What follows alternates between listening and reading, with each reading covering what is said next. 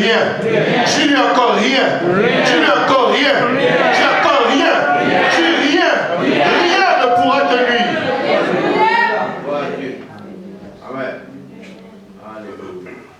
Le travail de l'ennemi, c'est de monter des complots contre toi.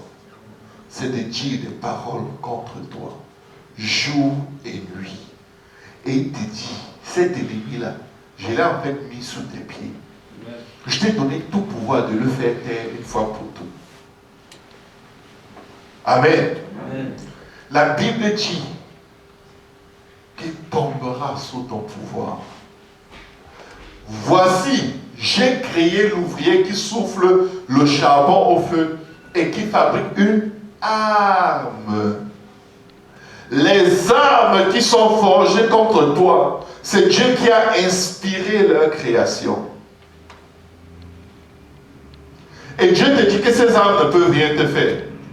Le créateur de l'arme te dit que ce sont des balles blanches. Et tu ne t'inquiète pas si on tire, mais sache que ce sont des balles blanches. Il dit, et qui fabrique une arme. On vient de lire que toute arme forgée contre toi sera sans effet. Il dit, et qui fabrique une arme par son travail. Mais j'ai aussi créé le destructeur pour la briser. Amen. Amen. Si quelqu'un vient te dire, j'ai vu des gens qui vont venir braquer ton... supposons que tu es un dépanneur, ok? Quelqu'un vient te dire, j'ai vu des gars qui viennent, qui ont planifié braquer ta boutique de dépanneur. Mais sache ceci, ils n'ont pas de vraies balles. Tout ce qu'ils ont, c'est des balles blanches. Donc quand ils vont venir là, tu sais ce que tu dois faire, ne leur donne pas l'argent. Prépare un bourdin, une batte de baseball. Quand ils vont pointer l'arme sur toi, tu leur dis, attendez, j'ouvre la caisse. Tu te baisses, tu prends ton bourdin et tu leur éclabousses la tête. C'est ce que Dieu te dit que tu dois faire. Vous ne réalisez pas, c'est ce qui est écrit dans la Bible. Il dit que toute langue qui se lèvera en jugement contre toi, tu la condamneras. Qu'est-ce qu'il a dit? Reviens un verset plus tôt. Verset 15. Si l'on forme des complots, cela ne viendra pas de moi. Quiconque se liguera contre toi tombera sous ton pouvoir. Je crois que pour que quelqu'un tombe, il faut qu'on l'assomme. Tu ne négocies pas avec quelqu'un, il tombe. Pourquoi est-ce qu'il dit que tu marcheras sur les serpents et les scorpions et sur toute la puissance de l'ennemi? Pourquoi est-ce qu'il dit que Satan est sous tes pieds? C'est parce que tu vas exercer le pouvoir que Dieu t'a donné pour les mettre sous tes pieds. Amen. Il n'y a donc plus de condamnation. Il n'y a donc pas plus, mais aucune. Ce n'est pas, la Bible ne dit pas qu'il n'y a donc plus de condamnation. Mais la Bible dit qu'il n'y a aucune condamnation. Parce que si la Bible disait il n'y a donc plus de condamnation, vous savez ce que ça veut dire? Ça veut dire qu'avant il y avait. Si quelqu'un te dit il n'y a donc plus de condamnation pour ceux qui sont en Jésus, ça veut dire qu'avant ceux qui étaient en Jésus avaient des condamnations. Mais la Bible te dit il n'y a aucune. C'est-à-dire qu'il n'y a jamais eu un temps où il y en avait. Il n'y a jamais eu un temps où il y en avait. Jamais. Tu vas te dire, et pourquoi telle chose dans ma vie ne marche pas? C'est parce que tu es sur la terre, tu n'es pas au ciel. La Bible dit, nombreuses sont les tribulations du juste. Mais l'Éternel le délivre d'elles toutes. Maintenant, comment est-ce que tu rentres en Christ pour qu'il n'y ait plus de condamnation dans ta vie? Comment sais-tu si tu es en Christ ou pas? Comment sais-tu si tu es juste ou pas? La Bible te le dit clairement. Christ est mort selon les Écritures. 1 Corinthiens chapitre 15. L'Évangile. Il a été enseveli et il est ressuscité des morts, toujours selon les Écritures. Le troisième jour, il est ressuscité. Amen. Amen. Reviens au verset 3, s'il te plaît. Je vous ai enseigné avant tout, comme je l'avais aussi reçu, que Christ est mort pour nos péchés. Ça, c'est l'introduction, c'est la base. Il faut que tu crois ceci. Si tu crois que Christ est mort pour tes péchés, le prochain verset nous dit ceci.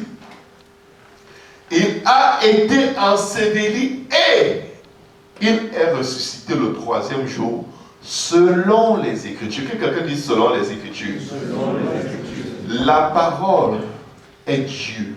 Jean chapitre 1. Selon Dieu, remplace les Écritures par Dieu. Reviens au verset 3, s'il te plaît. 1 Corinthiens 15.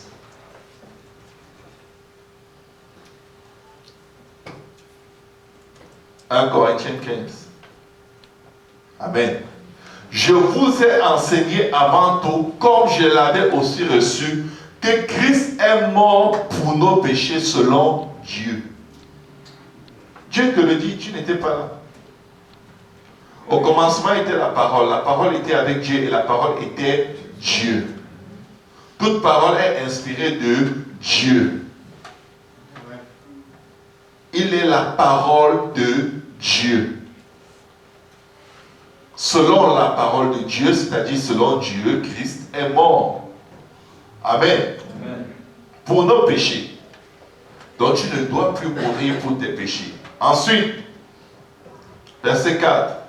Qu'il a été enseveli et qu'il est ressuscité le troisième jour selon Dieu.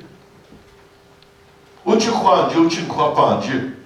Mais maintenant, si tu crois cela, comment est-ce que cela s'applique à toi?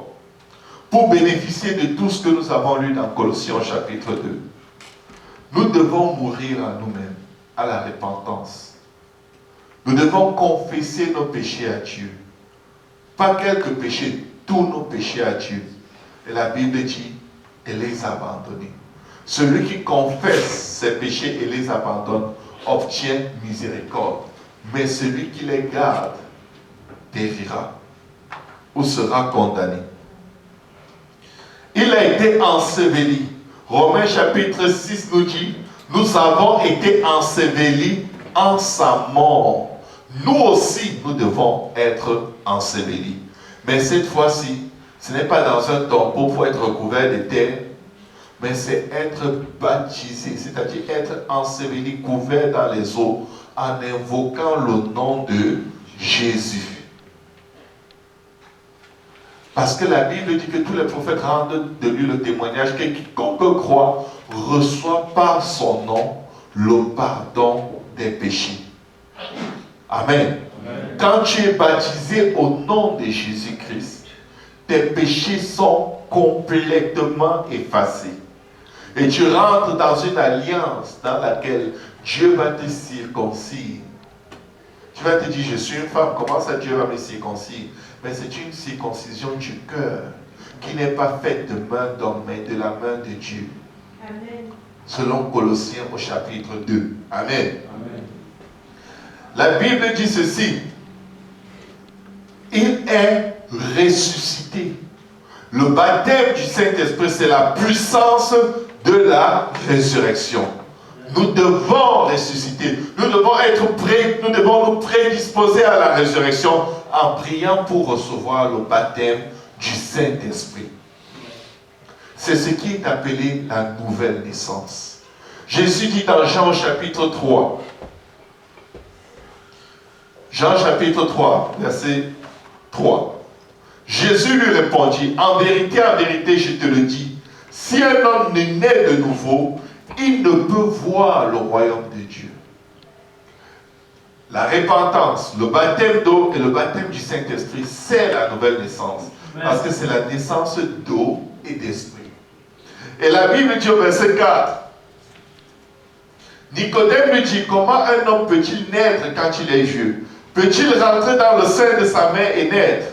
Verset 5, Jésus répondit, en vérité, je te le dis, si un homme n'est né d'eau et d'esprit, que quelqu'un dise eau et esprit, il ne peut entrer dans le royaume de Dieu. C'est Dieu lui-même qui est en train de parler. La naissance d'eau et d'esprit, ce n'est pas une assertion mentale.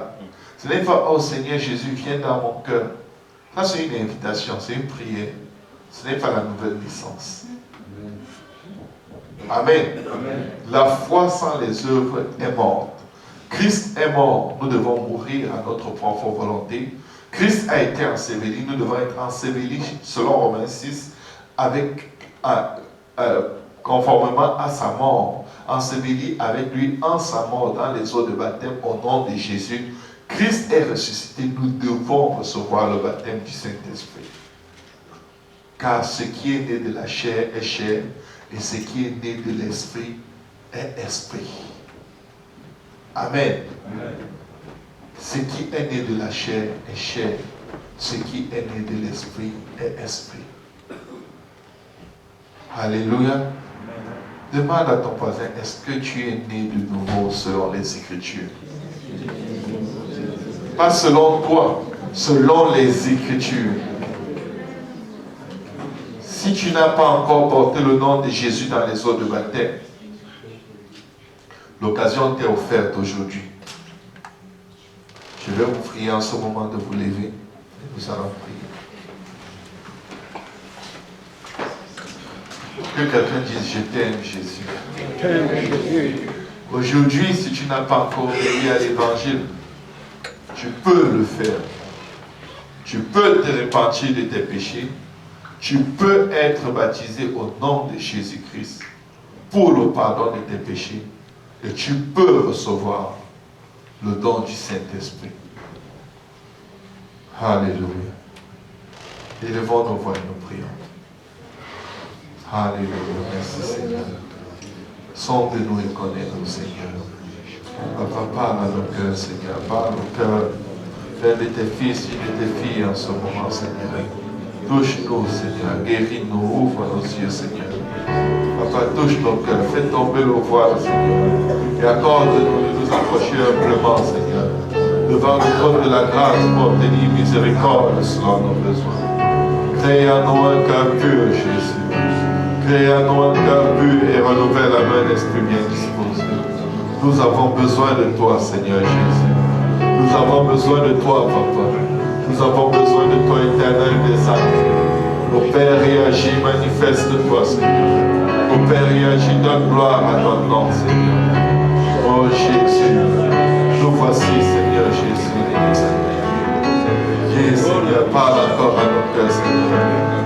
Alléluia, Jésus. Alléluia, Seigneur. Tu es Dieu, Seigneur. Car toi seul est saint, Seigneur. Bien avant tous les temps, Seigneur. Alléluia, tu es assis sur le trône, Seigneur. Oui, toi seul est Dieu, Jésus. Oui, toi seul est Dieu, Père. Oui, toi seul est Dieu, Seigneur.